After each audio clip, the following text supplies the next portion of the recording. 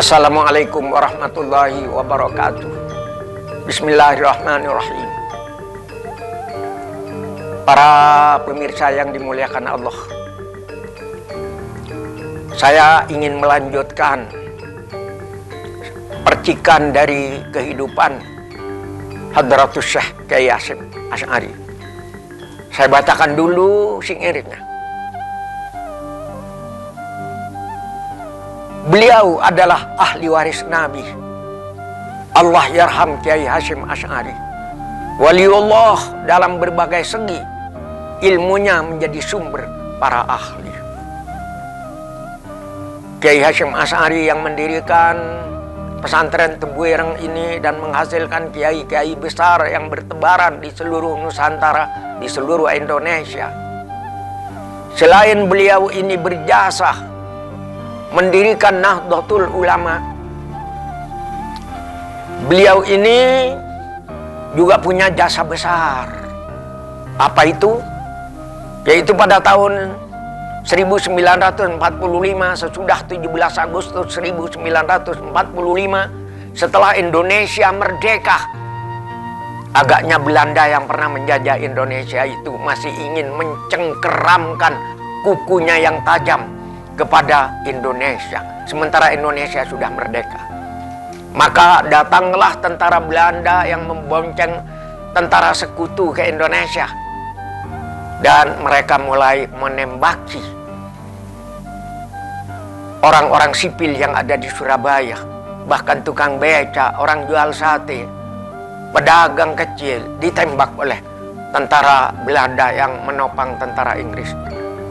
Dan hal ini diketahui oleh sekretaris Kiai Haji Hasyim Asy'ari yang tidak lain adalah Kiai Wahab Hasbullah. Kiai Wahab menghadap kepada Kiai Hasyim Asy'ari bahwa Belanda telah datang lagi dan mau menjajah Indonesia lagi. Maka setelah mendengar itu, apa yang diperbuat oleh Kiai Hasyim Asy'ari? Karena Belanda sudah bukan hanya nakal, beliau sudah kejam dan jahat menembaki orang-orang sipil yang tidak berdosa. Kiai Haji Hasyim Asy'ari menyuruh kepada Kiai Wahab mengumpulkan kiai-kiai seluruh Jawa dan Madura untuk berkumpul di Surabaya. Berkumpullah mereka pada tanggal 22 Oktober 1945, dan saat itu dicanangkan, dicetuskan oleh Kiai Haji Hasyim Asy'ari yang namanya Fatwa Resolusi Jihad, yang isinya nomor 1, siapa yang angkat senjata berperang melawan Belanda itu hukumnya wajib. Jadi melawan Belanda, melawan tentara Belanda, melawan sekutu, hukumnya wajib. Dan yang kedua, yaitu siapa yang gugur di dalam perang kemerdekaan, dalam membela kemerdekaan Indonesia, itu mati syahid di jalan Allah. Fatwa itu menggetarkan bukan seluruh Jawa Timur, seluruh Jawa. Bahkan pemuda Surabaya yang namanya Bung Tomo berteriak Allahu Akbar, Allahu Akbar, Allahu Akbar. Semua bergerak melawan Belanda. Tukang beca, bakul sate ditinggalkan dagangannya, para santri ditinggalkan kitabnya, semua mengganti kitabnya dengan senjata, dengan bambu runcing, dengan keris, dengan pedang untuk menghantam musuh. Maka terjadilah, berdasarkan fatwa resolusi jihad itu, bahwa wajib hukumnya berperang melawan Belanda, terjadilah pertempuran besar-besaran di awal bulan November di kota Surabaya. Bergelimpangan para pahlawan, sehingga hari 10 November pada puncak banyaknya syuhada yang mati itu, maka dikukuhkan oleh Presiden Soekarno sebagai Hari Pahlawan.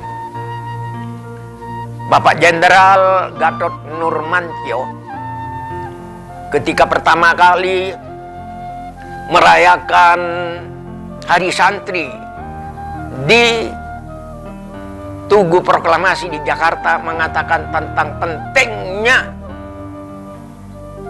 resolusi jihad 22 Oktober 1945 itu bagi sejarah perjuangan bangsa Indonesia. Bahkan Jenderal Gatot Nurmantio mengatakan kalau tidak ada resolusi jihad, tidak akan ada Hari Pahlawan 10 November.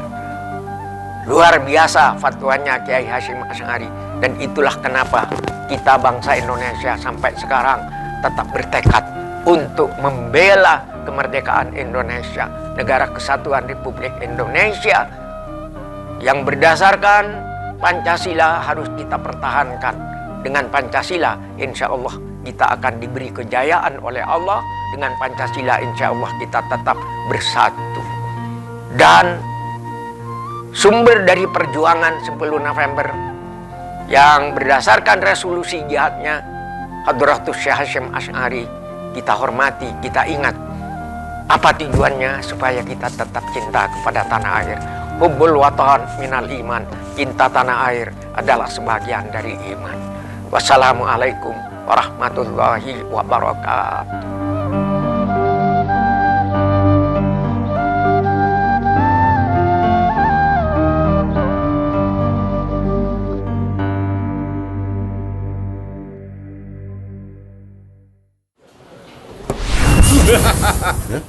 Astaga, gajah. Elah, gajah ngasih gajah. Aromanya khas. Rasanya mantap.